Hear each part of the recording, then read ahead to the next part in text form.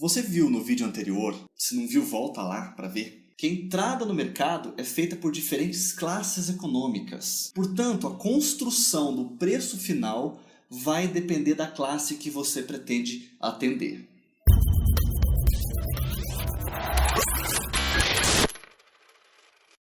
Você vai descobrir ao longo da série que preço e valor não tem nada a ver uma coisa com a outra. Bem, tem um pouquinho, né? Tem um pouquinho. Então, antes de mais nada, não seja aquele cara que não pesquisa a concorrência. Diz assim, meu preço é o meu preço, é o que eu acho justo, eu nem olho o preço da concorrência, eu não sei o preço da concorrência, eu acho feio olhar o preço da concorrência. Não seja esse cara, porque tá errado. Não se sinta um trapaceiro ou um pilantra ou qualquer coisa assim por fazer uma boa pesquisa de mercado. As empresas fazem pesquisas de mercado. É importante você fazer pesquisa de mercado para você saber como está o preço do seu concorrente, como que é o pacote que ele oferece, como são os serviços dele. Isso é importante fazer e não é feio. Toda empresa preparada, engajada no mercado, sabe o preço do seu concorrente. Minha luz fica oscilando, velho. Existem dezenas de formas e fórmulas para você construir o seu preço. A clássica é aquela que você faz todo o cálculo do seu custo fixo, mais o seu custo variável,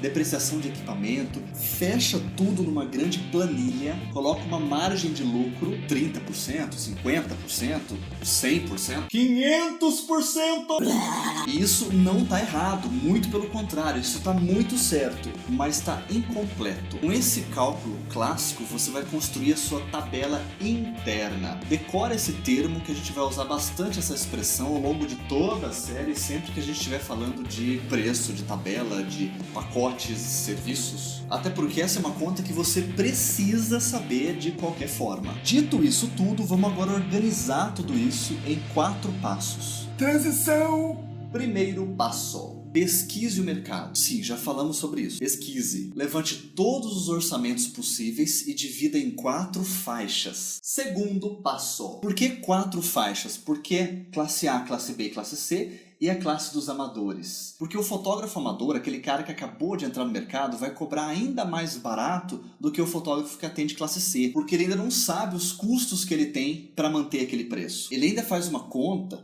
que dá para ele a sensação de que ele está ganhando muito dinheiro. Ele só vai descobrir que o preço dele está fora de realidade dali um ano. E esse é o momento que ele vai tentar se profissionalizar ou ele vai sair do mercado. Para conseguir se profissionalizar, ele vai ter que subir o preço. E subir o preço vai significar perder toda ou quase toda a cartela de clientes que ele já conquistou. Mas isso é papo para outro vídeo. Voltando. A, B, C e amadores. Por exemplo, digamos que você tenha pedido orçamentos na área de casamento, na sua cidade e micro-região. Aí você recebeu orçamentos na faixa de 2 mil, orçamentos na faixa de 5, 6 mil, orçamentos na faixa de 15, 20 mil. Só supondo. Aí você faz a divisão óbvia. Os de 15, 20 mil, que você vai receber uns 2 ou 3, são classe A. Os de 6, 7, 8 mil são classe B. Os de 2, 3 mil são classe C. É só um exemplo, não vai me pôr esse preço.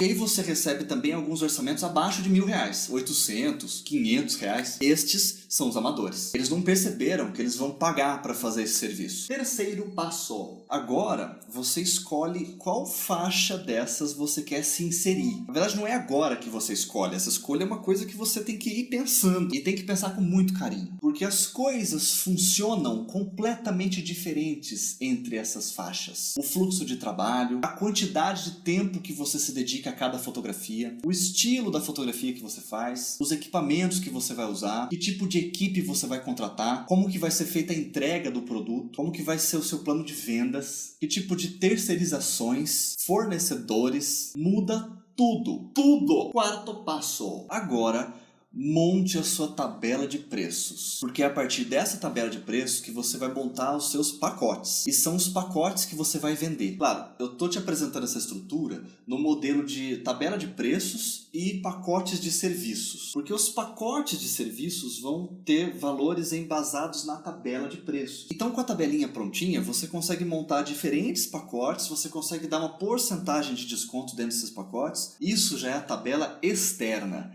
não é aquela tabela que você montou lá no começo com os seus custos variáveis e blá blá. Vou fazer um videozinho mais curtinho, de repente até depois desse mesmo, que vai diferenciar para você tabela interna de tabela externa para você poder construir os seus pacotes. Porque existe uma manha que é apresentar o seu produto em 3 pacotes, mas isso é também assunto para outro dia. E o ponto final do quarto passo, clímax dessa ideia. Coloque o seu preço como o segundo mais caro daquela faixa que você quer entrar. Suponha então que você quer entrar na classe B.